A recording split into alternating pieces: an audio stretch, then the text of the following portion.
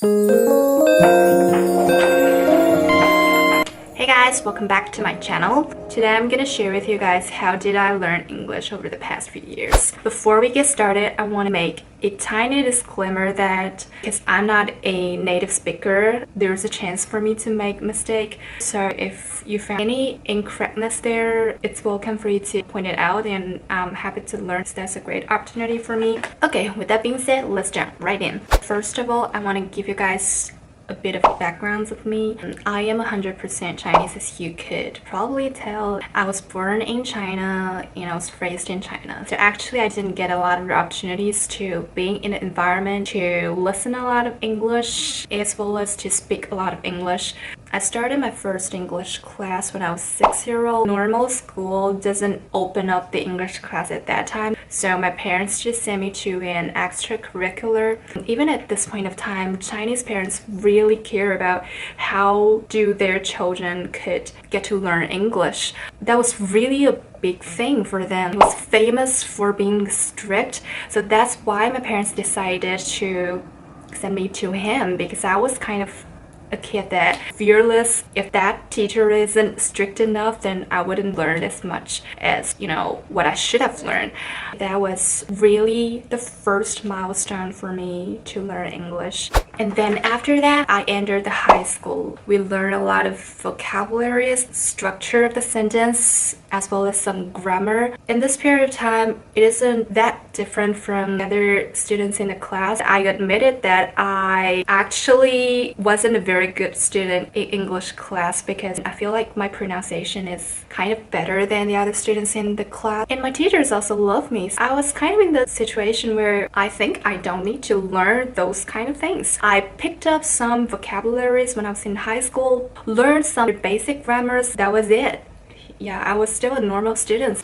Then after high school, I went to the college. This is the second milestone over the period of me learning English. Because at that point of time, I decided to pursue my master's degree in America. So I had to take the English exams. Like, I've struggled with TOEFL and GMAT for quite a long time. I finally get to study English on my own. Like, how do I memorize vocabulary? And also, I downloaded tons of materials. So I am actually proud of myself because I didn't take any of the high-priced classes teaching you how do you pass the exam. I just rely on my own. I rely on the forum that I went to that was called JStream. That was really great forum. If you guys want to take GMAT, you should definitely check this out. I will put the link below in the description box. Finally, it came to the third stage. I bet a lot of you guys might wonder whether it's the time that I was abroad. Oh, I forgot to mention, I was intentionally wanted to go to US to pursue my master's degree, but for some reasons I didn't. I went to Australia. I did it for 2 years. I got a double master's degree in finance and accounting. What I just mentioned, the third milestone isn't in that period of time, because I have to admit that studying abroad, especially in a business area, it's just all Chinese student. Yeah. You have to face that. That wasn't actually how I expected it to be, but to be honest, a lot of Chinese students in the class, I don't know what other colleges are like, but for me, my school is actually a top 20 school around the world according to the QS ranking, but 90%, I would say 90% of students in my class are Chinese. To be honest, I was kind of disappointed because I paid the tuition to go to abroad to, want to start a new life, to put myself in a whole new environment to learn English and to learn business, but the environment isn't what I thought it would be. So I actually developed my listening skills when I was in Australia, because you still need to face a lot of situation where you need to order a drink, where you need to, get in touch with other salesperson. But for oral English, I would say no. When you were doing an assignments, when you were in a team meeting, they're all Chinese. I didn't get really improved at that point. Let's get to the third milestone, where I think I really improved a lot.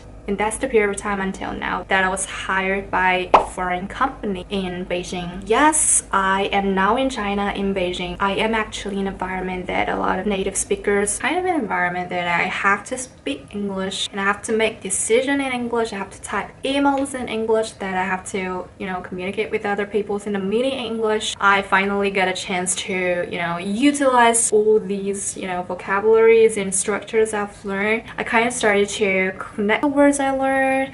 I kind of started to, build the structure of the sentence. Oh, I have to mention that during this time, not just because I am working for a foreign company, the most important thing is that I started watching YouTube videos. You know what? YouTube is a pretty great community for you to grow your skills, because you will find all kinds of YouTubers on YouTube, vlogging their daily life, telling you their opinions about things, giving advice. I personally love a YouTuber from Los Angeles. Her name is Jane M. She's so popular. I started to follow her about 3 years ago, and also two friends from Jane M. One is Sophie Chan, the other one is Whaley. I really love Whaley. She's just a sweet girl. Could actually sit in front of the camera and give you an advice. I really loved it. This is the point I want to mention. You have to be interested in the content that the language is conveying. If you're not even interested in what she's talking about, why would you learn that language? Does it make sense? I am not the perfect one who is speaking English, but as long as I'm still learning and I'm not fear of doing this and I'm not fear of giving advice, I'm not fear of sharing my experience. So this brings out the summary part. First of all, be interested in the culture.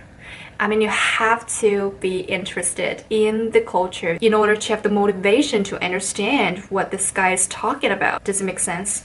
For me, I've been always interested in the culture of America. So when I started learning English, I picked up the American accent. I feel like language is not just language. It's a tool for you to express your culture. It's an environment that you could actually think in a different way, act in a different way, and express in a different way.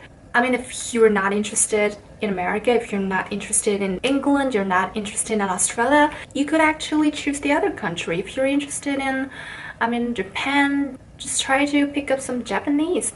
Interest always comes the first. Second of all, vocabulary. Try to find a way to build your vocabulary. You have to know some words to express yourself. I wouldn't get into much details on how to memorizing words. A bunch of videos are online. Just go ahead to find a way which is more suitable for you to memorize vocabularies. Either it's by using an app or it's just a vocabulary list. It's totally fine. Number 3, find an English speaker that you are really interested in. This is what I was talking about. Find either a YouTuber or a podcast, just whatever you're interested in. Well, personally, I feel like YouTube is much more easier than other, movies and TV series, because YouTube is more just daily life. Number 4, find a way to talk. I know for most of Asian girls, we're shy and we don't want to talk to strangers. Yeah, me too. So I'm not saying that go on the street and find a native speaker, not like that.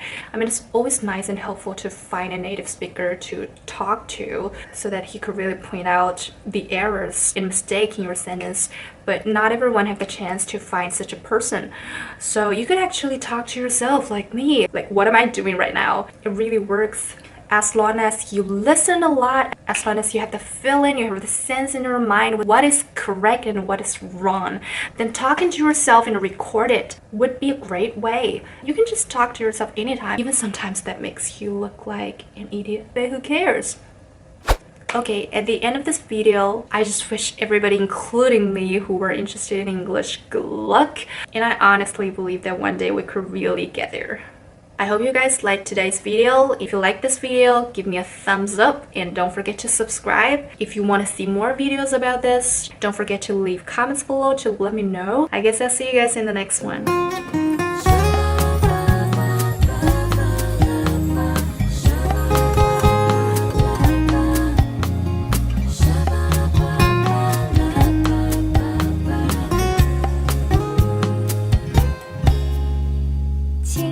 是下你雨天是下